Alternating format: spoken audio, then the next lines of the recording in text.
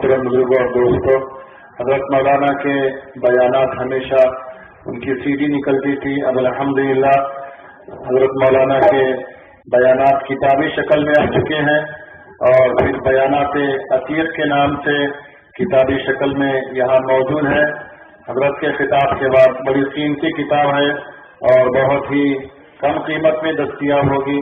آپ حضرات سے گزارش ہے کہ دعا کے بعد حضرت کے خطاب کے بعد کتاب بھی لیتے جائیں. اس کے اندر سیرت کے بہت سارے عنوانات ہیں: میلاد النبی صلی اللہ علیہ وسلم، اخلاق النبی، کردار النبی، اتباع سنت، معراج النبی، یعنی سرکار دو عالم صلی اللہ علیہ وسلم کے اخلاق اور آپ کی پیدائش اور پھر معراج کا واقعہ. بہت ساری باتیں سیرت سے متعلق اس کتاب کے اندر ہیں. آپ حضرات سے گزارش ہے کہ جاتے ہوئے دعا کے بعد کتاب لیتے ہیں. السلام علیکم ورحمۃ اللہ وبرکاتہ. بسم اللہ الرحمن الرحیم. الحمد للہ رب العالمین والصلاة والسلام علی سید الانبیاء والمرسلین. لا الہ الا اللہ الحلیم الکریم. سبحان اللہ رب العرش العظیم. الحمد للہ رب العالمین. قال اللہ تبارک وتعالی فی کلامہ المجید والفرقان الحمید. فاعوذ باللہ من الشیطان الرجیم. بسم اللہ الرحمن الرحیم. یا بنی لا تشرک باللہ ان الشرک لظلم عظیم. صدق اللہ العظیم. قال النبی صلی اللہ علیہ وسلم ادبوا اولادکم علی ثلاث خصال: حب نبیکم وحب اہل بیتہ وقراءۃ القرآن او کما قال علیہ الصلاۃ والسلام. حضرات علماء کرام، خصوصیت کے ساتھ ہمارے عزیز پٹیل صاحب دامت برکاتہم اور اعظم صاحب اور خواجہ صاحب، صادق علی صاحب اور ہمارے آصف پٹیل صاحب اور دیگر کھلی کھیڑ کے ذمہ دار اور بزرگ اور نوجوان حضرات، آپ سب حضرات بڑے قابل مبارکباد ہیں. ایسے ماحول میں جبکہ لوگ دنیاوی ترقی کو، دنیاوی تربیت کو، اس کی تعلیم کو فوقیت دے رہے ہیں، آپ حضرات نے بڑی ہمت کے ساتھ اور عزم و حوصلے کے ساتھ جو وقت عام طور پر پھرنے پھرانے میں، گھومنے گھمانے میں وقت گزار دیا جاتا تھا، اس کو آپ نے ایک ایسے مصرف میں لگایا کہ جس کا نقد بھی فائدہ ہے اور انشاءاللہ دنیا سے جانے کے بعد اللہ کے حضور اس کا فائدہ بھی ضرور ملے گا. میں مبارکبادی دیتا ہوں پہلے تمام سرپرستوں کو کہ انہوں نے اپنے بچوں کو اس تعلیم کے لیے منتخب کیا اور پھر ایسے اساتذہ کے حوالے کیا جن کے دل میں اللہ کا کلام بھی موجود ہے، پڑھانے کا طرز بھی ہے اور وہ ایک اپنے اندر فکر اور جستجو بھی رکھتے ہیں. یہاں بچیوں کا پروگرام سنا، اللہ تعالیٰ مزید ترقی عطا فرمائے اور کوشش کرنے والے انتظامیہ کی محنتوں کو قبول فرمائے. بچیاں قرآن ایسا پڑھ رہی ہیں جیسے کہ کوئی حافظ ہاسٹل میں رہ کے تربیت کے بعد پڑھتا ہے. بچیاں مہینے 2 مہینے کے اندر اتنا صاف قرآن پڑھ رہے تھے. یہ اللہ تعالیٰ ان کی نسلوں میں قرآن کی برکتوں کو جاری اور ساری فرمائے. اصل بات یہ ہے کہ قرآن کا زبان سے پڑھ لینا بھی بہت بڑا معجزہ ہے. قرآن کا زبان سے پڑھ لینا بھی بہت بڑا معجزہ ہے. یہ ہمارے اور آپ کے بس کی بات نہیں ہے کہ ہم قرآن کریم کو پڑھ سکیں. اللہ نے یہ قرآن کے الفاظ کو دہرایا تو حضرت جبرائیل سنے. کوئی چیز زمین سے نکلتی ہے، فلٹر ہونے کے بعد تھوڑی ہلکی ہو جاتی ہے نا جی. जमीन से पेट्रोल निकलता तो ऐसा नहीं निकलता पतला, गाढ़ा निकलता, उसको फिल्टर करके फिर फिल्टर करके फिर फिल्टर करके फिर फिल्टर करे तो वो जाके लिक्विड बनता। ये अल्लाह का कलाम भी इतना वजन था। कुरान कहता लौ अंज़लना हाज़ल कुरान अला जबलिन लरअयतहु खाशिअन मुतसद्दिअन मिन खशियतिल्लाह। और इतना वजन था ये, अगर पहाड़ के ऊपर रखते तो पहाड़ टूटना शुरू हो जाता। दुनिया में कोई चीज ऐसी देखे, आइटम बम है, डाले तो सब रोजे रेजा हो जाते, उसमें भी उतना पावर नहीं है जितना कुरान में है पावर। अल्लाह क्या बोल रहे हैं, पहाड़ पे अगर मैं ये कुरान को उतारता डायरेक्ट तो पहाड़ के पत्थरे भी रेजा रेजा हो जाते, इतना पावर था उसमें। वैसी पावर की चीज हम लोग बर्दाश्त कर सकते। ये सरकार की जूतियों का सदका है कि अल्लाह ने कुरान को पढ़ा तो हजरत जिब्राइल ने सुना, वो डायरेक्ट अल्लाह से हजरत जिब्राइल लिए।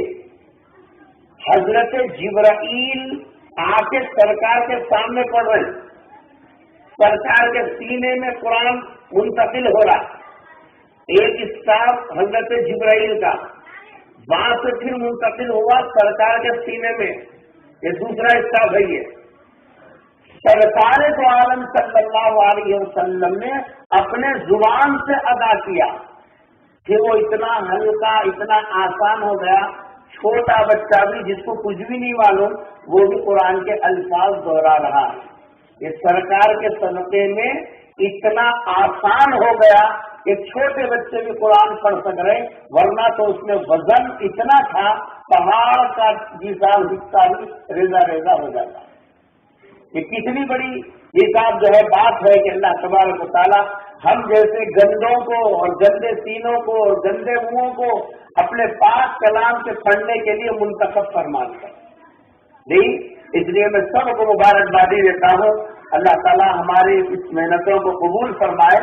मैं इस वक्त में एक दूसरी बात करना चाह रहा हूँ मैं, और हमारे जिम्मेदार मर्द हजरात भी और जो औरतें हैं उनसे भी मैं गुजारिश करूंगा कि मैं इंशाल्लाह बहुत मुख्तसर बात करूंगा, लेकिन आप हजरात अगर तवज्जो से सुनेंगे तो मेरा जिस आप बोलने का मकसद भी और आपसे सुनने का भी कुछ फायदा होगा। मैंने इस मौके पर सरकार का एक इरशाद पढ़ा, उसमें रसूलुल्लाह सल्लल्लाहु अलैहि वसल्लम ने इरशाद फरमाया, अद्दिबू औलादकुम अला सलासा खिसालिन। मर्दों से भी कहा, औरतों से भी कहा। देखो, तरबियत की जिम्मेदारी माँ के ऊपर भी है, बाप के ऊपर भी है। ऐसा नहीं है खाली अम्मा के हवाले कर दे के खुद बाहर निकल गए, क्या तो भी कर ले तेरे बेटे को, मैं तेरे हवाले कर दे रहा हूँ, संभाले तो भी, खराब तो भी कर ले, क्या तो भी कर ले, जगह को चले गए तो उसकी जिम्मेदारी नहीं होती। जिसकी तुम्हारी बीवी की जिम्मेदारी जिसकी है, मर्द की जिम्मेदारी भी उसकी है। औरत के हवाले करके चले गए, बर्तन उन्हें धोना, कपड़े उन्हें धोना, पकाना उन्हें, फिर ये बच्चों का कोड भी देखना, ये किससे पूरे खाना कैसा करेंगे उन्हें, कोई पूछने वाला नहीं, पूरी जिम्मेदारी उसके ऊपर ही डाले। नहीं कौन करेंगी कैसा आकर, बहन को खाना नहीं दिए पूरे खानदान को गिने, क्या कर रही है, सोने बस चलेंगे क्या, कहीं को खाना नहीं दी, मालूम है दुकान खोलना बोल को, फिर ऑफिस को जाना बोल को, सबके गालियां उसको दिए, कहीं को खाना नहीं दिए, खाना नहीं पकाए तो गालियां, कपड़े नहीं धोए तो गालियां, घर नहीं झाड़े तो गालियां। तू वो सब काम लेते हो, फिर ये भी तेरी औलाद है, तू क्या तो भी कर, उन्हें कहनी कैसा करेंगी बेचारी। इसलिए औलाद की तरबियत की जिम्मेदारी जिसकी अम्मा की है उसकी बाबा की भी है। एक बंदी के दो बहना है, एक बहन चल गया, दूसरा बहन नहीं चले तो बंदी घर को नहीं जाती, 20 रोड को दुकान लगाती, क्या घर को जाती दुकान लगाती, 20 रोड को 20 रोड को दुकान लगाती, दो बहना बराबर चले तो घर को जाती।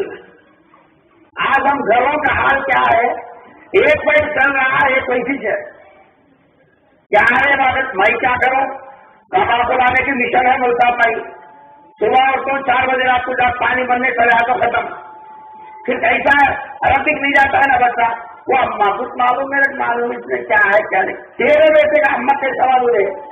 تیرے کو کچھ تو معلوم ہونا رہا نہیں معلوم ہوتا ہے. میرے کیا معلوم کا میرے سنتی اس باتوں سے اما کے حوالے کرتی ہوں بس قدم. اما کو ایسا دلاتا کیا عربی بولتا نہیں ہے کہ جہاں کو بیٹھا وہاں نہیں بچا چبوترے بیٹھا. یہاں چبوترے بیٹھا گھر بولا کیا بول گیا بولتا نہیں ہے عربی پڑھانے والے اس وقت میں آ جاؤں.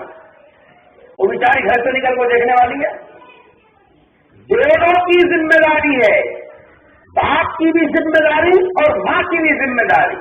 تربیت کے اندر دونوں کی ذمہ داری ہے. آج ہم کیا کر رہے ہیں, خالی عورتوں کے حوالے کر دیے. ہم لوگ ہوٹل میں بیٹھ کے وہ پورے پیپر چاٹ کے 8 بجے تک گھر کو جا رہے ہیں, جس کی وجہ سے بچوں کا جو تربیتی نظام ہے وہ نظام ختم ہو گیا. اور لے کر کے اگر بچوں کو پڑھائیں بھی وہ عصری تعلیم کے حد تک جیسا کتاباں دلانا, کاپیاں دلانا, اٹے دلانا, فیس بن دینا, ڈریس دلا دینا, سب دلا دینا, بس ذمہ داری ختم ہو گئی. بحیثیت سرکار کے غلام, بحیثیت مسلمان, ہماری ذمہ داری سب سے پہلے یہ ہے کہ ہم اپنے بچوں کو ایمان سکھائیں, اپنے بچوں کو سب سے پہلے آخرت کی تعلیم دیں, سب سے پہلے اپنے بچوں کو یہ سب مذہبی تعلیم سے آشنا کرائیں. یہ ہمارا فرض تھا. ہم نے اس سے بھی سب آنکھیں بند کر لی. حضور اکرم صلی اللہ علیہ وسلم نے ارشاد فرما ادبو, ادب سکھلاؤ. ادب کیا سکھلاؤ؟ ادب سکھلاؤ.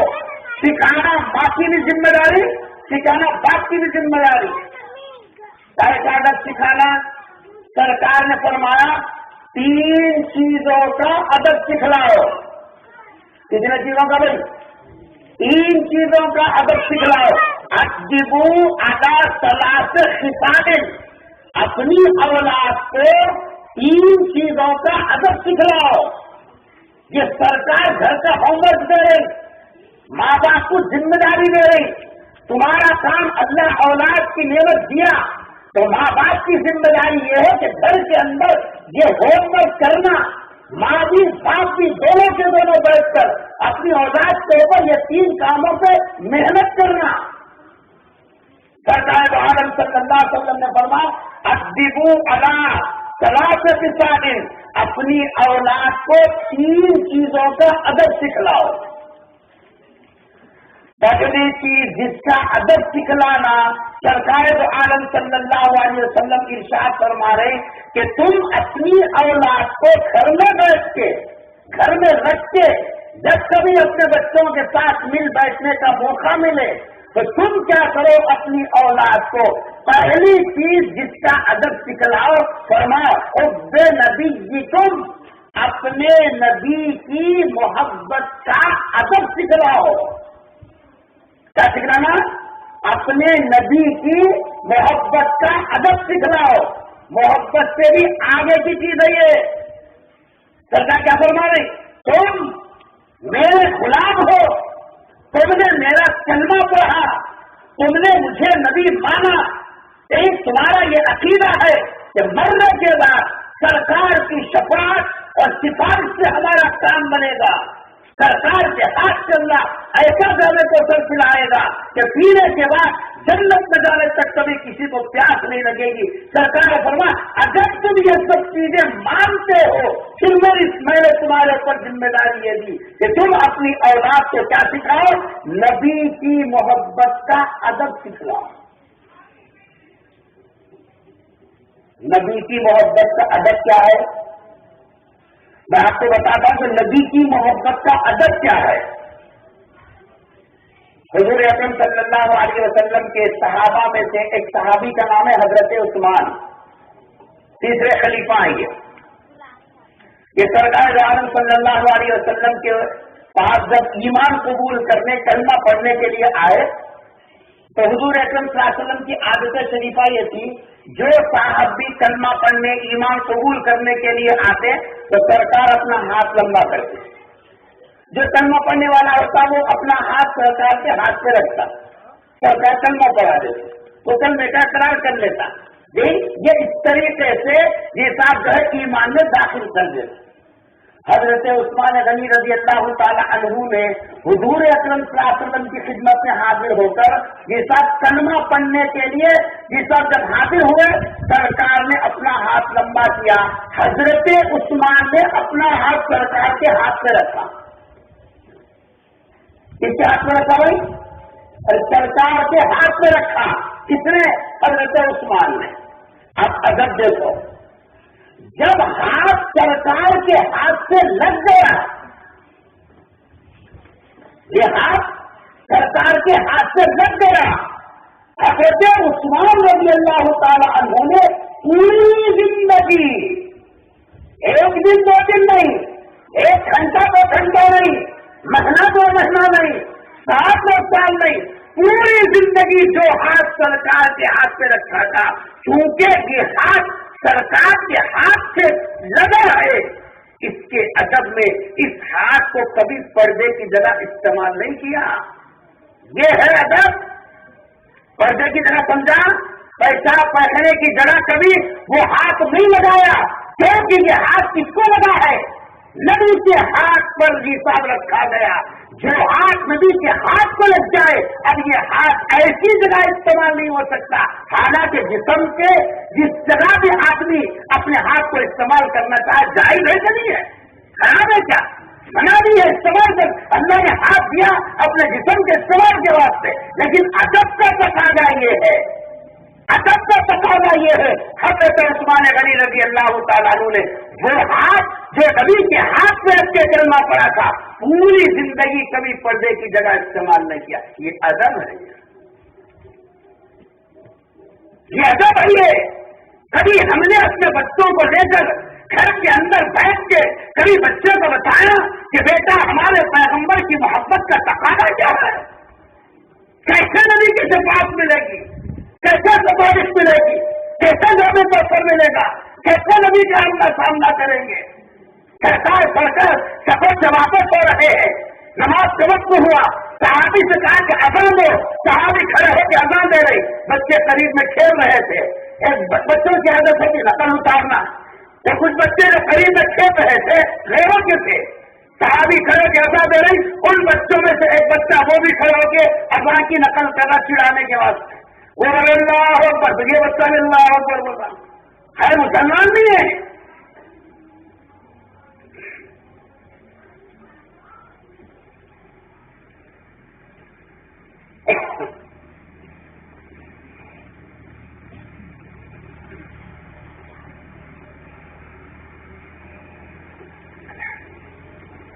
मुसलमान नहीं है।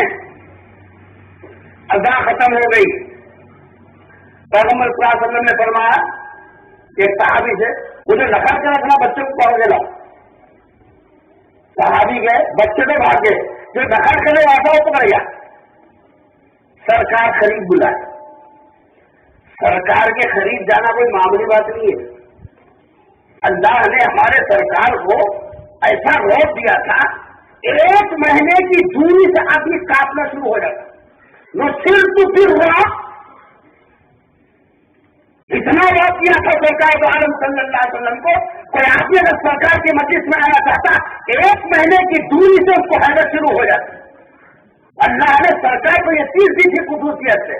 सरकार ने करीब बुलाया, लगा बेटे आवाज तो बड़ी अच्छी है तुम्हारी, बहुत अच्छी आवाज है तुम्हारी, बोलने का अंदाज ही बड़ा अच्छा है। छोटे बच्चे जब करीब आते तो सर पे हाथ रख के बोलते ना, सरकार भी वो बच्चे को पकड़ के लाए तो सर पे हाथ रख के बोलने लगे, ये आवाज तुम्हारी बड़ी अच्छी है, बोलते बड़े अच्छे रहे थे, फिर एक मरतबा बोलो। बच्चे से बात करें, सर पे हाथ रख के बात करें। बच्चा तो पहले डरा, उसके बाद जब हुजूर ने तारीफ फरमाई तो बच्चा बड़ा बाहिम्मत हो गया। बच्चों की नफ्सियात है ये, सरकार ने उतराया। बच्चों की नफ्सियात को समझ के जवाब में उनकी तरबियत करता है, वो बच्चों को आगे ले जाने में सबसे माहिर है। और माँ बाप से ज्यादा को नफ्सियात समझने वाला नहीं। हम लोग जाकर मस्जिद के मुल्कात के हवाले कर देते, बच्चे की नफ्सियात माँ बाप कितना समझते हैं, मुल्कात को समझेंगे। سرکار نے سر پہ ہاتھ رکھ کے بچے سے کہا تھا بیٹا آواز تمہاری بڑی اچھی ہے، تم ایک مرتبہ دوہراؤ. پہلے تو ڈرا، اس کے بعد سرکار نے کہا تو پھر وہ پورے الفاظ دوہرا دیا. الفاظ کیا دوہرایا؟ دوسری مرتبہ جو الفاظ دوہرا رہا تھا سرکار کی محبت دل میں آ رہی. نام ان کا تھا ابو معذورہ، دوسرے علماء سے بیٹھے ہوئے ہیں. سرکار نے اس بچپنے کے اندر جو ہاتھ سر پہ رکھا تھا، ان کے سر کے بالوں کے اوپر کس کا ہاتھ لگا؟ بولو، سرکار کا ہاتھ لگا. پوری زندگی حضرت ابو محذورہ بات بڑھ گئے، اس نے بال نہیں کٹایا. جس بالوں پر نبی کا ہاتھ لگ جائے محذورہ کی کیا مزہ کہ میں وہ بال کٹا.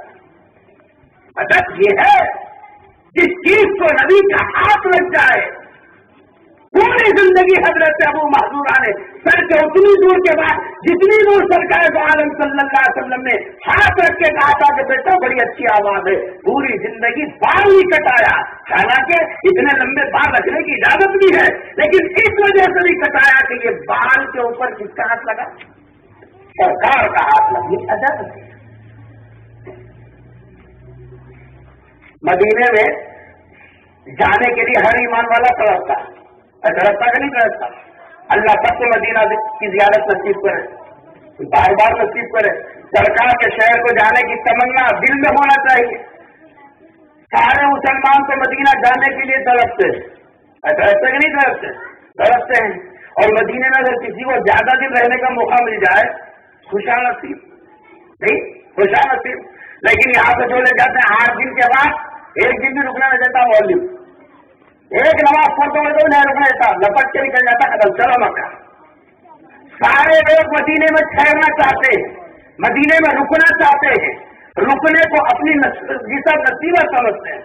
حضرت امام ابو حنیفہ رحمۃ اللہ علیہ کا حال یہ تھا، مدینے منورہ جب جاتے 8 دن رکتے، 8 دن سے زیادہ نہیں رکتے. 8ویں دن اپنا سامان لپٹ کے باہر نکل جاتے. لوگوں نے پوچھا کہ حضرت ہر مسلمان مدینے میں آنے کو تڑپتا، مدینے میں رکنے کو تڑپتا، مدینے میں رہنے کے لیے بے چین ہوتا، آپ عجیب ہے کہ جیتا 8ویں دن اپنا سامان لپٹ کے نکل جاتے ہیں. کیا جواب دیا تھا؟ ادب اس کا نام. حضرت سے فرمایا ارے میں اس لیے مدینے سے نہیں جاتا کہ مجھے مدینے سے محبت ہی ہے، نہ مدینہ تو میرے دل کی آرزو ہے. نبی کے شہر سے کون جانا چاہے گا؟ لیکن میں مدینے میں 7 دن سے زیادہ اس لیے نہیں رہتا کہ میں مدینے میں جب آتا ہوں نہ کبھی پیشاب کو جاتا ہوں، نہ کبھی ضرورت کے تقاضے کو پورا کرتا ہوں. کہیں بھی بیٹھوں تو یہ دھڑکا رہتا ہے، میں جہاں بھی بیٹھوں گا ہو سکتا ہے سرکار کے قدم وہاں پڑا. 8 دن تک میں اپنا پیشاب، میں اپنے بھی ساتھ جو ہے پیسہ روک کے رکھتا ہوں، 8 دن سے زیادہ روک نہیں سکتا، اس لیے میں یہاں سے چلا جاتا. ادب اس کا نام ہے. ہم نے ادب جھک کے سلام کرنے کو ادب بننا، مسکرا کے مسافہ کرنے کو ادب بننا. رسول اللہ صلی اللہ علیہ وسلم ادبو ادبو ادبو، اپنی اولاد کو ادب سکھلا. یہ کسی عام لیڈر کی بات نہیں ہے، سردار انبیاء کی بات ہے، تو بڑا پیغمبروں کے سردار کی بات ہے کہ اپنی اولاد کو ادب سکھلاؤ. امام مالک رحمۃ اللہ علیہ بہت بڑے محدث گزرے ہیں، حدیث کا سبق پڑھانے مدینے میں بیٹھتے تھے. ان کے شاگرد ہزاروں کے شاگرد بیٹھے، سرکار کے فرمودات پڑھتے، سننے والے بچے لکھتے رہتے. ایک مرتبہ سبق پڑھانے بیٹھے، اچانک پسینے نکلنا شروع ہوا. قریب بیٹھنے والے بچوں نے دیکھا کہ مجاہد مل صاحب کا چہرہ بدل رہا اور پھر پسینے چھوٹ رہے. تھوڑی دیر کے بعد پسینے رک گئے، حضرت برابر بیٹھ کے سبق پڑھا رہے. پھر تھوڑی دیر میں پھر پسینے نکلنا شروع ہو گئے. 1 مرتبہ 2 مرتبہ 3 مرتبہ ہوا اور حضرت بڑے اطمینان سے سبق پڑھا رہے تھے. سبق ایسا نہیں ہمارے جیسا 35 منٹ کا گھنٹہ 25 منٹ کا گھنٹہ، وہاں تو 2 2 گھنٹے سبق چلتا تھا. سبق ختم ہو گیا، کتاب بند کرتے فوراً سامنے کے بچوں نے کہا کہ حضرت کیا ہوا؟ تو طبیعت خراب ہے، آپ کے جسم کا پسینہ ایسا کیوں جا رہا؟ ایسے فرما قریب آؤ اور اپنا کرتا اٹھا کے بتا پیچھے کیا کاٹ رہا. دیکھا کرتا اٹھایا تو دیکھا پیچھے بچھو ہے جو آپ کے جسم پہ 17 جگہ ڈنک مارا ہے. جسم پہ پورے چھاڑے آ گئے. بچے نے دیکھ کے چیخ ماری، حضرت بچھو ہے اس میں. آپ نے पहली मर्तबा क्यों नहीं कहा? क्या जवाब दिया? अदब इसका नाम। हजरत ने फरमाया मैं सरकार की हदीस पढ़ा रहा था, जांच करे जाती लेकिन मैं आह नहीं करता। नबी की हदीस के अदब हुए है, पढ़ाते वक्त में इत्मीनान से बैठे। ये छोटी मोटी तकलीफों पे अगर आदमी करेगा तो बेइज्जती। 17 मर्तबा बिच्छू के दम को बर्दाश्त किया लेकिन सबक में कोई हरकत आने नहीं दिया। ये अदब है। कसम खा के बोलो, आसमान के नीचे बैठे हो, मस्जिद के दामन में बैठे हो, कभी हमने अपनी औलाद को ये सबक पढ़ाया, ये अदब बतलाया? किसके नाम है अदब? कमा करा के दे देने के नाम अदब है? पका के नीचे बच्चों को खिला देने के नाम अदब है? कपड़े पिला देने के नाम अदब है? ड्रेस के मदरसे को भेजने के नाम अदब है?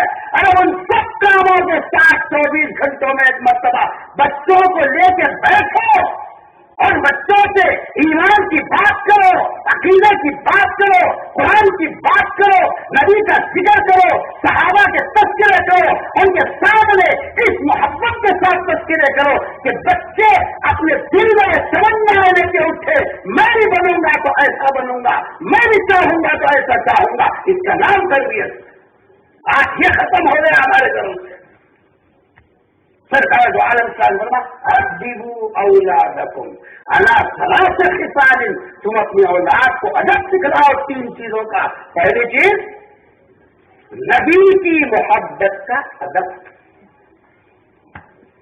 दूसरी चीज रसूलुल्लाह सल्लल्लाहु अलैहि वसल्लम ने इरशाद फरमा, दूसरी चीज जिसका तुम अदब सिखलाओ, फरमाया के जो है वह हुब्ब अहले बैती ही, नबी के खानदान वालों का भी अदब सिखलाना बच्चों को। किसके खानदान का? नबी के खानदान की। चाहे रे ऐसा बोलता, बाबू बुलाता मारता, दादा है अच्छा जाती है, ऐसा नहीं करना। दादा का अदब सिखलाया, शिक्षा का अदब सिखलाया, बाबू का अदब सिखलाया, जालिम सरकार के खानदान वालों का भी कभी अदब सिखलाया। बेटे नबी के नवासे है, अदब के साथ मान लेना। बेटे ये नबी की बेटी है, इनके नाम मोहब्बत से लेना। कभी बताया तुमने अपने औलाद को? कसम खा के बोलो, नबी के खानदान वालों की मोहब्बत अपनी औलाद से कैसे मुंतकिल होगी? हमारा फैसला है। बताया कि फातिमा है, नबी की लाडली बेटी है, सरकार इनके लिए उज्जत है। कभी अपने बच्चों को बताया नबी को क्या चेहरा दिखाओगे? यही जिम्मेदारी है हमारी। खिलाना ये सब पहना दे। अहले बैती ही, नबी के खानदान वालों का क्या सिखाना? अदब सिखलाना। नबी के खानदान का अदब क्या है? सरकार दो आलम सल्लल्लाहु अलैहि वसल्लम के मुअज्जिन है हजरत बिलाल। सरकार के मुअज्जिन कौन है? हजरत बिलाल, मालूम है? माशाअल्लाह। सरकार दो आलम का जब तक दुनिया में रहे हजरत बिलाल अज़ान देते थे। जब दुनिया से पर्दा फरमा दे हमारे सरकार दो आलम सल्लल्लाहु अलैहि वसल्लम, हजरत बिलाल अज़ान देते थे। सरकार की जुदाई के अंदर मदीना छोड़ के मुल्क शाम चले गए। एक मरतबा सरकार ख्वाब में आए हजरत बिलाल के। अल्लाह सबको दीदार नसीब करे। रसूल अकरम सल्लल्लाहु अलैहि वसल्लम का ख्वाब में नबी को देख लेना भी बिल्कुल ऐन देखना। सरकार बड़ा मन रआनी फिल मनामी फकद रआनी, जिसने ख्वाब में मुझे देखा उसने मुझे ही देखा, शैतान मेरी शक्ल में आ नहीं सकता। हाँ, ये आंखों को हमने वैसा रखा कहा, चीरना देख देख के ये आंखें इस लायक भी नहीं कि कहीं सरकार को देख सके। आंखें नहीं फूटी, अल्लाह का करम है। दिलों की बीमारी ले गई, अल्लाह की शान है। वरना हमने तो इन आंखों से वो गुनाह किए हैं कि इससे तमन्ना भी की जा सकती है कि नबी का जलवा नजर आता है। सरकार ने कहा हजरत बिलाल से कहा, बिलाल ये क्या बेमुरब्बती है, चले गए तो कभी आए नहीं है। तो बिलाल नींद में से हड़बड़ा के उठे। घरवाली से कहा मैं अभी मदीना जा रहा, सामान सदरा ऊँट के बैठे सीधा मदीने को निकले। मुल्क शाम से रातों रात सफर करके मदीने मुनव्वरा पहुंचे। जब मदीने में गए बड़े बड़े सहाबा ने देखा तो बिलाल आ गए, सब लपट लिए उनको। सरकार के मुअज्जिन आ गए, सरकार के मुअज्जिन आ गए, जितने पुराने लोग थे सबसे गए मस्जिद नबवी में गए। ये साहब جو ہے سب سے ملاقات کی۔ اس وقت میں جو صحابہ تھے ان لوگوں نے حضرت بلال سے کہا کہ بلال سرکار کے زمانے میں تم اذان دیتے تھے نہیں، آج بڑے دن کے بعد آئے ہو، ایک مرتبہ اذان دیتے۔ بڑے بڑے صحابہ فرمائش کر رہے، حضرت بلال نے فرمایا تمہاری ہر فرمائش پوری کر سکتا ہوں، اذان کی فرمائش میرے سے پوری نہیں ہو سکتی۔ مرد بولے، حضرت بلال نے انکار کیا، بزرگوں نے کہا، حضرت بلال نے انکار کیا، مدینے میں کوئی نہیں بچا تو حضرت بلال سے فریاد نہ کیا ہو۔ حضرت بلال نے فرمایا یہ گزارش میں پوری نہیں کر سکتا، سب کو گھبرا دیا۔ صحابہ نے کہا کہ اب کریں گے کیا؟ بلال سے اذان تو سننا ہے۔ فرمایا ٹھہرو، سرکار کے نواسے ہیں حضرت حسن حضرت حسین، ان سے ریکمنڈ لگائیں گے۔ کس سے ریکمنڈ لگائیں گے؟ کون ہے حسن حسین؟ محرم کے لوگ، اور سرکار کے نواسے ہیں، ہم نے تو خالی محرم کو جوڑا اس کے ساتھ، یہ تو پورے 7 فرض سرکار کے نواسے ہیں کے لیے، یہ خالی محرم کے 10 دن میں ہے۔ صحابہ گئے حضرت حسنین کے پاس اور ان سے کہا کہ تم کہو، ہم نے تو کہہ کے تھک گئے۔ دو نواسے پہنچے، گلے ملے، روئے، سرکار کی یاد تازہ ہوئی۔ اس کے بعد 2 شہزادوں نے کہا کہ ریتا تم نانا کے مؤذن تھے، ہماری دل کی تمنا ہے کہ تم اذان۔ پورے مدینے والے بول کے تھک گئے، حضرت بلال نے اذان نہیں دی،